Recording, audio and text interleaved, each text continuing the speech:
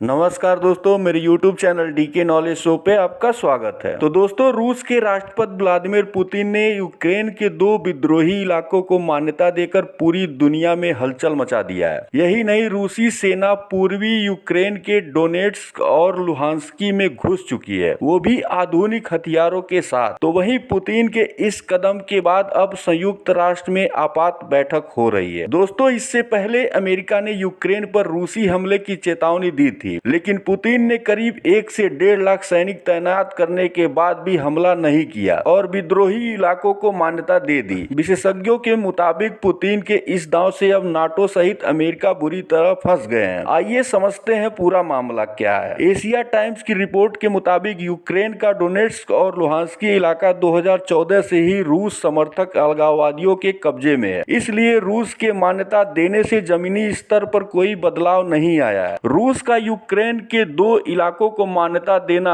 ठीक उसी तरह से है जैसा रूस ने वर्ष 1993 में दक्षिणी ओसेतिया और अबखाजिया को मान्यता दी थी। रूस और जॉर्जिया के युद्ध के बाद ये दोनों ही जिले जॉर्जिया से अलग हो गए थे। विशेषज्ञों के मुताबिक रूस के इस कदम से जमीनी स्तर पर भले ही कोई बदलाव न आया हो, लेकिन यूक्रेन अब हमेशा के लिए अस्थिरता के स्थिति में पहुंच गया है। यही नहीं, डोनेट्स्क और लुहांस्की को मान्यता देने से रूस अब यूक्रेन की स्थिति को लेकर भविष्य में होने वाली किसी भी बातचीत के दौरान मजबूत स्थिति में पहुंच गया है। अभी पिछले हफ्ते ही रूसी संसद ने एक प्रस्ताव पारित करके दोनों ही क्षेत्र को मान्यता दिया था। दोस्तों, रूस के इस कदम से अब नाटो सदस्य देश दबाव में आ गए हैं और अब उन्हें यूक्रेन संकट का ऐसा हल निकालना होगा जो रूस को भी स्वीकार हो। वहीं अगर रूस वास्तव में यूक्रेन पर हमला करता है तो नाटो देशों को अमेरिका की पूरी मदद करनी ही होगी। उधर पुतिन के लिए हर प्रकार के विकल्प खुले हुए हैं और गेंद अमेरिका सहित नाटो के पाले में है। हालांकि रूस के सेना भेजने के बाद अमेरिका ने कहा कि वह कड़े प्रतिबंध लगाएगा। दोस्तों, नाटो के पास इतनी आधुनिक सेना नहीं है कि वह रूस की आधुनिक सेना का मुकाबला कर सके। एशिया टाइम्स की रिपोर्ट में कहा गया है कि नाटो देश रूस के खिलाफ प्रतिबंध लगाएंगे,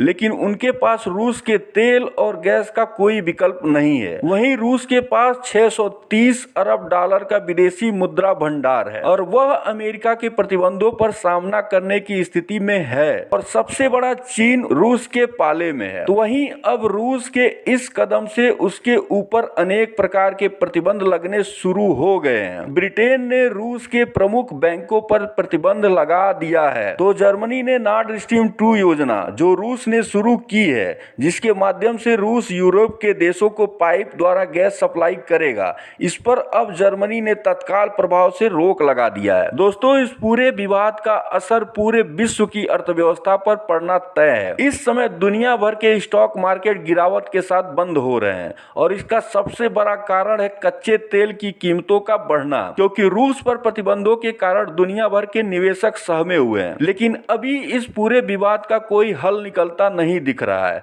और रूस डंके की चोट पर आगे बढ़ता ही जा रहा है और यूक्रेन को समझ में नहीं आ रहा है कि रूस से युद्ध करे अथवा अपने इस विद्रोही इलाके को हाथ से जाने दे। दोस्तों, इसलिए आत्मनिर्भर बनना बहुत ही जरूरी है, चाहे हथियार हो या जरूरी सामान हो, क्योंकि कोई दूसरा आपकी मदद एक हद तक ही करेगा और कोई दूसरा नहीं आपके लिए मरेगा, चाहे अमेरिका हो या नाटो या कोई और। दोस्तों, इस पूरी खबर पर आप अपनी राय जरूर दें और चैनल को सब्सक्राइब करें। जय हिंद, वंदे मातरम।